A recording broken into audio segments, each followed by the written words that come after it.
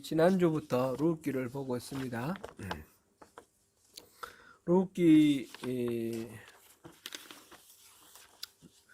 베들레헴에 살던 엘리멜렉이라는 사람의 가정이 몰락하는 것으로부터 시작해서 이 룻기가 전개됩니다. 하나님의 은혜로 되찾은 땅, 가나안 땅, 그 약속의 땅에 가뭄이 찾아왔습니다. 떡집이라는 이름을 가진 베들레헴이 떡집이 아니라 굶주림과 헐벗음으로 백성이 살 수 없는 그런 지경이 되었습니다. 마치 그 베데스다 연못, 은혜의 집이라는 그 이름을 가진 베데스다 연못이 시기와 질투와 갈등, 경쟁으로 얼룩진 그런 곳이 되었던 것처럼 지금 떡집이 기근을 당하여 먹을 것이 없는 그런 상황이 되었습니다. 약속의 민족 이스라엘의 백성인 엘리멜렉과 그 가족들은 하나님의 복을 거절당한 모압 땅으로 살 길을 찾아 떠나갔습니다. 굶주림을 면하고 좀 잘 살려고 모압을 갔는데 그곳에서 더 큰 불행을 당했습니다. 엘리멜렉이 죽었습니다. 뭐 때문에 죽었는지 이유는 나오지 않는데 한 집의 가장이 죽었으니까 그 얼마나 큰 일입니까? 그래도 그나마 그래도 안심이 되는 것은 든든한 두 아들이 있었습니다. 그래서 나오미는 두 아들을 장가 보내고 또 따뜻한 그런 가정을 이루면서 살기를 원해서 두 아들을 장가 보냈는데 이 두 아들이 또 죽었습니다.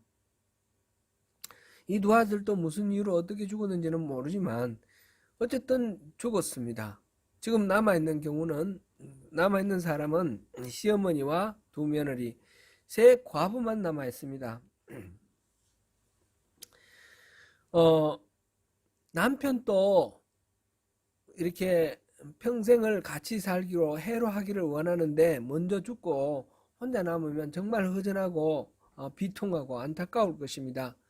그러나 남편은 남편이라 하고 자식을 앞세우는 부모의 그 마음의 심정은 얼마나 또 애통하고 또 아프겠습니까? 그런데 그렇게 까닭을 알 수 없는 그런 불행이 엎친 데 덮쳐서 이렇게 한 집안이 완전히 이제 말하자면 거덜났습니다. 망했습니다. 고대 사회에서 여성들은 오늘날처럼 경제활동을 할 수 있는 것도 아니고 신분이 이렇게 존중받는 그런 것도 아닙니다. 인구조사할 때 여성은 카운트도 안 될 정도로 그렇게 존재감이 없는 것이고 노비처럼 이렇게 소유물로 취급되던 그런 때입니다. 그런데 남자가 없이 세 과부가 산다면 무엇을 먹고 어떻게 살겠습니까? 큰 위기에 빠졌습니다. 이렇게 가정이 철저히 망가지고 파괴된 상황에서 어찌할 바를 모르고 있는 이 기구한 인생, 이 주인공 나오미가 오늘 본문에서 드디어 살 길을 찾아 떠납니다. 곧 나오미의 선택을 보면서 하나님 나라 백성들이 어떻게 살아가야 할까? 특별히 어려움에 처하고 이렇게 절망 가운데 있을 때에 어떻게 회복해 나갈 것인가? 그것을 우리 같이 한번 살펴보도록 하겠습니다. 지난주에 룻기를 개관하면서 한 단어, 중요한 단어 하나를 소개했습니다.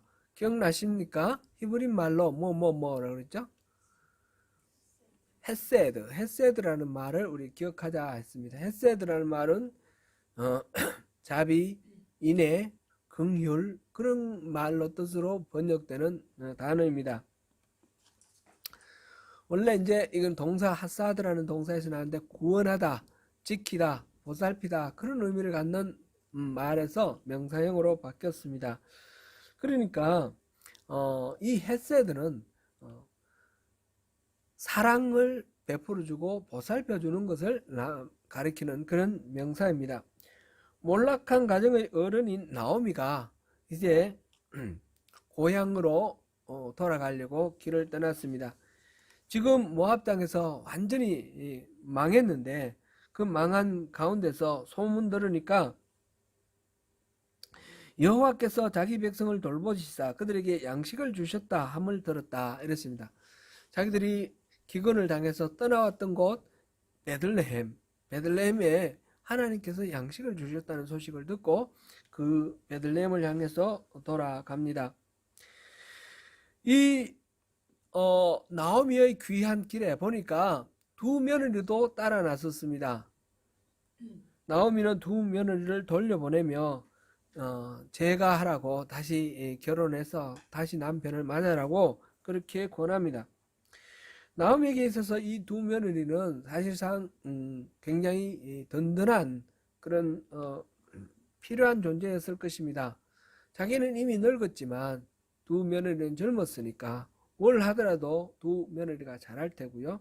혼자 사는 것보다 같이 살면 더 외롭지도 않고 여러 가지 유익한 사항이 있었을 것입니다. 그러나 나오미는 자기 이 중심적인 생각으로 자기에게 뭐가 유리한가 그걸 보지 아니하고 이 두 며느리에게 너희들 어머니께로 돌아가라, 친정으로 돌아가라 그렇게 말을 하고 각기 자기의 남편에게 복을 받으라 그렇게 말을 합니다. 이제 결혼을 해서 새 남편을 얻어서 다시 새로운 인생을 살아가라 그렇게 말합니다.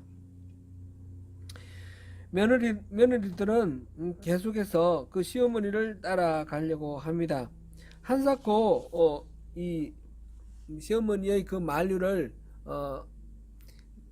친정으로 돌아가라고 하는 그 만류를 받아들이지 않고 따라가려고 합니다. 그럴 때 나오미가 이제 이 며느리를 설득하는 말이 이 계대 결혼 그 이야기를 합니다. 내가 이미 늙었는데 언제 남편을 맞이하겠느냐. 내가 요행이 남편을 맞이해서 아기를 낳는다 하더라도 그 아기가 자랄 때까지 너희들이 어떻게 기다리겠느냐. 그러니까 그런 거는 가능성도 없는 일이니까 떠나가라 그렇게 이제 이야기를 합니다. 세 가족은 함께 부둥켜 안고 울면서 돌아가라 라고 말하는 시어머니와 우리 함께 가겠습니다 가라 하지 마세요 라고 말하는 두 며느리가 서로 부둥켜 안고 애통하면서 웁니다. 그러다가 옥신각신 하다가 한 며느리 오로바는 이제 드디어 울며 돌아갔습니다.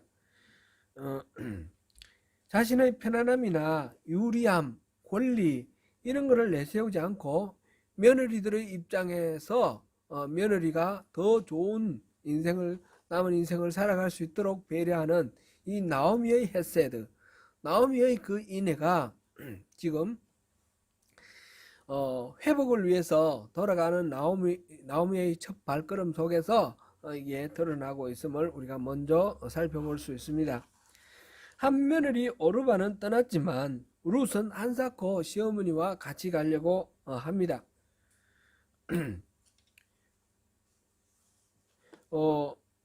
16절을 한번 보겠습니다. 16절. 룻이 이르되 내게 어머니를 떠나며 어머니를 따르지 말고 돌아가라 강권하지 마옵소서. 어머니께서 가시는 곳에 나도 가고 어머니께서 머무시는 곳에서 나도 머물겠나이다. 어머니의 백성이 나의 백성이 되고 어머니의 하나님이 나의 하나님이 되시리니. 이렇게 어머니와 늘 함께 하겠다, 동고동락 하겠다 그렇게 말합니다. 이어서 17절에 어머니께서 죽으시는 곳에서 나도 죽어 거기 묻힐 것이라 그렇게 말하면서 내가 죽는 일 외에 어머니를 떠나며 하나님이 반드시 나에게 벌을 내리실 것입니다. 그렇게 하나님의 벌을 들면서 맹세를 하면서 확실하게 시어머니 곁에 남겠다는 의사를 표시를 합니다. 이것은 또한 룻의 헤세드입니다. 룻은 자기가 일신으로 편안한 것을 찾지 아니하고 어머니의 처지를 상황을 살펴봅니다. 그 늙은 이 시어머니가 지금 혼자 돌아가면 어떻게 살 것인가? 기운도 없고 외롭고 생각해보니까 자기가 같이 가서 같이 있어줘야 되겠다라는 그런 마음이 드는 거죠. 이 헤세드, 필요와 어떤 니드가 있는 곳에 그것을 채워주고 싶어하는 그런 자비의 마음, 긍휼의 마음, 이것이 바로 헤세드입니다. 지금 나오미의 헤세드와 루스의 헤세드가 먼저 이렇게 나와 있습니다. 사실 뭐 여기에 많은 부분이 생략되어 있겠지만 룻이 시어머니를 따르고자 할 때는 그만한 또 이유는 있겠죠. 시어머니와 같이 사는 것이 지긋지긋하고 힘들고 뭐 괴로웠더라면 같이 가겠다 그런 말은 안 하겠죠. 나오미가 그만큼 룻을 또 이렇게 마음으로 감동할 수 있도록 사랑으로 딸처럼 그렇게 보살폈고 사랑으로 또 이렇게 섬겼다라는 것을 우리가 짐작은 할 수 있습니다. 아무리 그렇더라도 그렇게 하더라도 그 시어머니를 따르고 시어머니와 함께하고 함께 죽겠다라고 말하는 이 룻의 헤세드, 이거는 하나님께서 이 룻에게 특별히 베풀어 주신 그 은혜다, 이렇게 생각이 됩니다. 두 사람은 드디어 베들레헴에 도착했습니다. 동네 사람이 나오미의 귀향을 떠들썩하게 맞이합니다. 그러면서 이가 나오미냐, 이 사람이 나오미냐, 그 이전부터 이 동네 살다가 모압 땅으로 간 엘리멜렉의 집안에 대한 이야기는 들었겠죠. 베들레헴 사람들이 들었는데 그 집이 어떻게 됐다는 소문도 아마 들었을지도 모르겠습니다. 그래서 나오미가 돌아왔다는 소식 듣고 이 사람이 나오미인가, 그렇게 이제 모두들 이렇게 쑥덕쑥덕 하면서 맞이를 합니다. 그때 나오미가 하는 말이, 나를 나오미라 하지 마라. 나오미라는 말은 기쁨, 희락이라는 뜻입니다. 나를 나오미라 하지 마라. 나는 그 나오미라는 이름에 맞지 않다. 나를 마라라 불러라. 마라는 괴로움이라는 뜻입니다. 쓰다라는 뜻입니다. 쓰라리라는 그런 뜻이죠. 그 출애굽 때 홍해를 건너서 수르 광야에 들어와서 사흘 길을 걸었는데 마실 물이 없어서 고통을 했을 때 마침 물이 나타났습니다.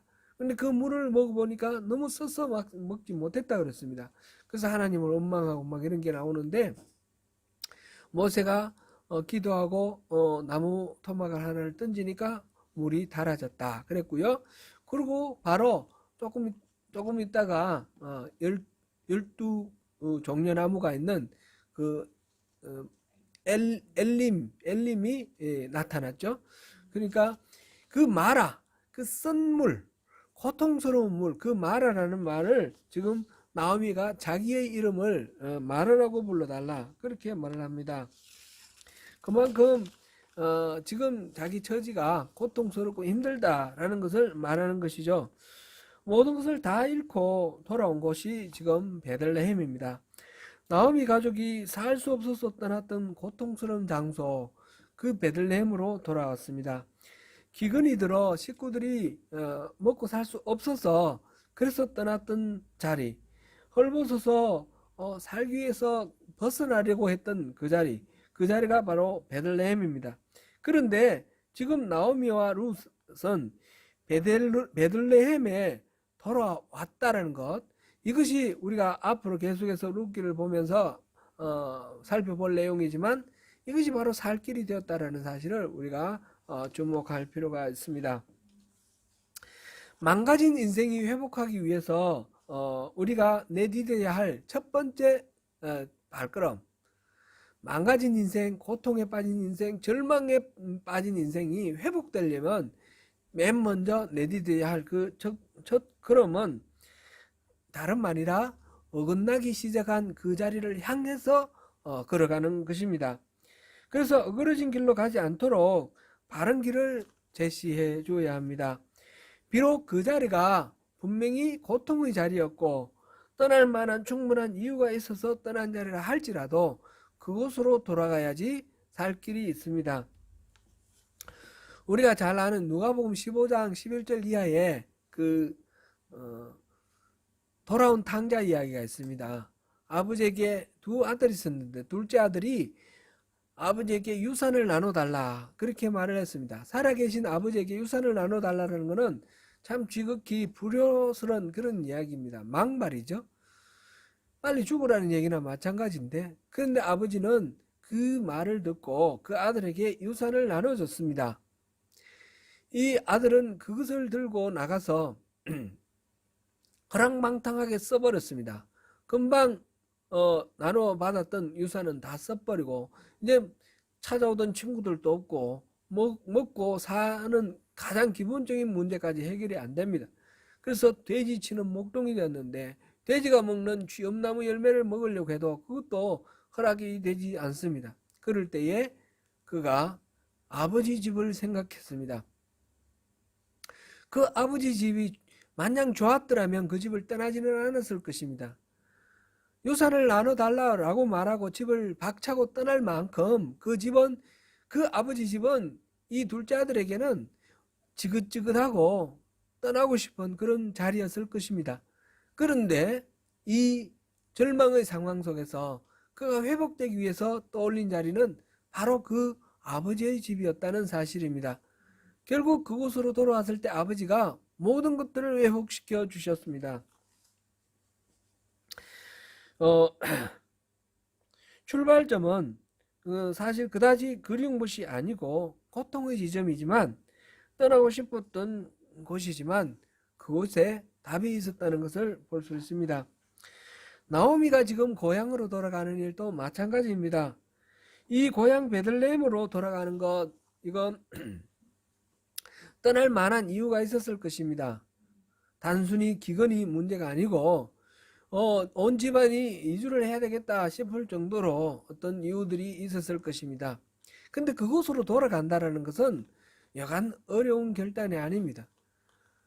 잘 돼서 돌아가면 금이환영하면 좋겠지만 완전 망해가지고 돌아가고 그 신랑도 죽었고 자식도 죽었고 그런 상태에서 돌아가면 동네 사람들이 얼마나 수군거리고 얼마나 이렇게 얕잡아 보면서 경멸하겠습니까? 자존심이 완전 바닥이 날 것입니다. 그런데 나오미가 선택한 것은 모르는 곳에 가서 사는 것이 아니라 세상 사람 다 아는 그곳, 자기의 원래의 자리로 돌아가는 그 길을 선택을 했습니다. 나오미가 고향 베들레헴으로 돌아가기로 결단한 그 배경에는 모압에서 일어난 이 일에서 하나님의 뜻을 찾으려고 했던 그 마음이 있었습니다. 그 불행이 그저 우연이 아니라 하나님의 징계라고 여겼기 때문입니다. 21절 읽어보겠습니다. 20절부터 21절 두 절을 읽겠습니다. 나오미가 그들에게 이르되 나를 나오미라 부르지 말고 나를 마라라 부르라. 이는 전능자가 나를 심히 괴롭게 하셨음이니라. 내가 풍족하게 나갔더니 여호와께서 내게 비어 돌아오게 하셨느니라. 여호와께서 나를 징벌하셨고 전능자가 나를 괴롭게 하셨거늘 너희가 어찌 나를 나오미라 부르느냐 하니라. 아멘. 지금 자기가 겪고 있는 이 고통은 우연히 있는 그런 고통이 아니라 전능자 여호와가 나를 괴롭게 하는 것이다, 이렇게 말을 하고 있습니다. 실질적으로 하나님이 괴롭게 하셔서 징벌해서 그런 것이 아닐 수도 있습니다. 우리의 판단은 잘못될 수도 있습니다. 그러나 이것을 징벌로 받아들일 때에 어떤 의미가 있는가 우리가 볼 수 있습니다. 나오미는 이 자기가 겪고 있는 이 고통의 원인을 우연이나 재수 없었으나 그런 것이 아니라 하나님이 징벌하셨다라고 그렇게 생각합니다. 이것이 맞는 말일 수도 있고 아닐 수도 있지만 어쨌든 이러한 나오미의 태도가 결국 하나님의 헤세드를 덧입어서 회복될 수 있는 첫걸음이 되었습니다. 완전 빈털터리가 되어 돌아왔는데 나갈 때는 풍족하게 나갔다 그랬습니다. 기근이 들어서 먹을 것이 없어 나갔지만 그래도 뭔가 준비해서 같이 들고 나갈 만한 그런 거리는 있었습니다. 이민을 모압 땅으로 가서 정착해서 또 집을 사고 거기에 토지를 사고 할 만한 그런 거리들이 있었던 것이죠. 그랬는데 지금은 어떻습니까? 완전 빈털터리가 되어 돌아온 것입니다. 풍족하게 나갔다가 지금 비어서 돌아왔다. 그렇게 말을 하고 있습니다. 그 원인이 바로 하나님의 징벌이다. 재산만 잃어버려서 모르겠는데 남편도 잃었고 두 아들도 잃었습니다. 이거는 정말 이루 말할 수 없는 정말 하늘이 무너지는 것 같은 그런 절망이죠. 베들레헴이 기근을 당했다면 그 하나님이 만약 징벌로 베들레헴에 기근이 있게 하셨다면 그랬으면 어떻게 반응했어야 할까요? 거기에서 하나님의 뜻을 묻고 회개하고 돌이켜야 했을 것입니다. 그런데 그 기근을 피하여 모압 땅으로 갔습니다. 그랬는데 모압 땅에서 다시 망했습니다. 그제서야 이 나오미는 이게 우연히 일어난 일이 아니구나. 이거는 징계구나. 이렇게 생각을 했습니다. 하나님의 징계는 항상 그렇습니다. 하나님의 징계, 징벌은 완전히 망하라고 징계하시는 것이 아니라 깨우치고 되돌리라고 하시는 징계입니다. 히브리서 12장 5절 이하에 하나님의 징계가 기록되어 있습니다. 하나님은 사랑하는 자에게 아버지가 사랑하는 자식에게 징계를 하는 것처럼 하나님은 사랑하는 자에게 징계를 한다 하셨습니다.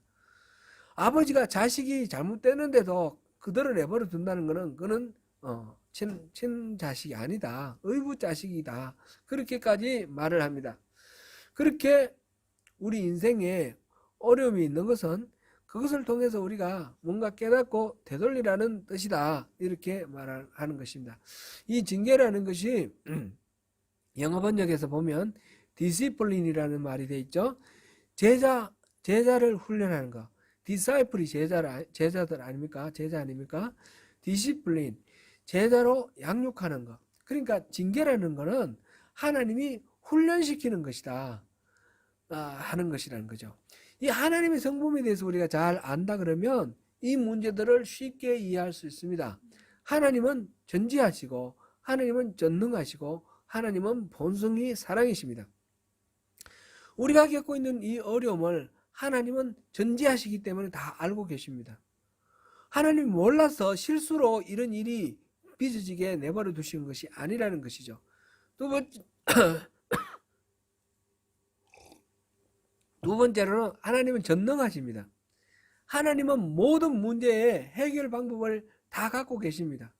우리가 겪고 있는 이 문제가 하나님이 손쓸 길이 없어서 어쩔 수 없어서 그대로 내버려 두는 그런 상황이 아니라는 것이죠.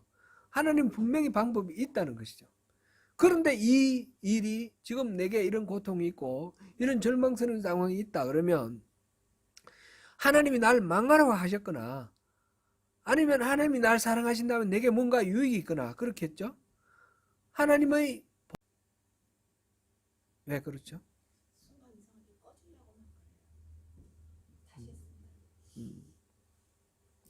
하나님 본성은 사랑이시기 때문에 사랑하시는 하나님이 내게 어떤 어려움을 주시고 고통을 주신다면 그것은 사랑의 표현일 것입니다. 그러니까 그것 때문에 좌절하거나 낙심하는 것은 하나님이 사랑이시라는 것을 우리가 모를 경우에 그럴 수가 있는 거죠. 하나님은 전지하시고 전능하시고 사랑이시라면 내게 주어지는 어떤 상황은 반드시 그 속에서 내게 유익이 되는 그런 것이 있을 것입니다. 그래서 하나님이 내게 베풀어 주시는 거죠. 그런 징계를 통해서 우리에게 유익을 끼치고 우리가 더욱 성숙하고 더욱 성장해서 하나님이 기뻐하시는 하나님 백성으로 이렇게 다듬어져 나가는 것, 그것을 원하셔서 우리에게 그런 것을 허락하시는 것입니다. 나오미는 바로 하나님이 징벌하셨다라고 말을 할 때 징벌했으니까 나 벌 받았어. 나는 뭐 망해도 싸. 이게 아니라 왜 징벌하셨을까? 내가 뭘 잘못해서 징계를 받았을까를 생각을 했습니다. 그래서 그 하나님의 헤세드를 의지해서 베들레헴으로 돌아올 용기를 가졌습니다. 그래서 베들레헴으로 돌아옴으로써 모든 일들이 차츰차츰 회복되는 것을 봅니다. 그는 하나님의 택한 백성이 우상을 섬기는 모압 땅으로 간 것은 잘못이다. 그거는 아주 분명한 거니까 거기서부터 출발을 한 것입니다. 그래서 베들레헴으로 돌아옵니다. 회복을 위한 첫 걸음을 내딛기 위해서는 지금 내가 서 있는 자리를 아는 것이 가장 중요합니다. 잘못을 깨닫는 자가 회개를 하고 회복할 수 있습니다. 그리고 어그러졌던 그 처음의 그 자리로 다시 돌아가는 것입니다.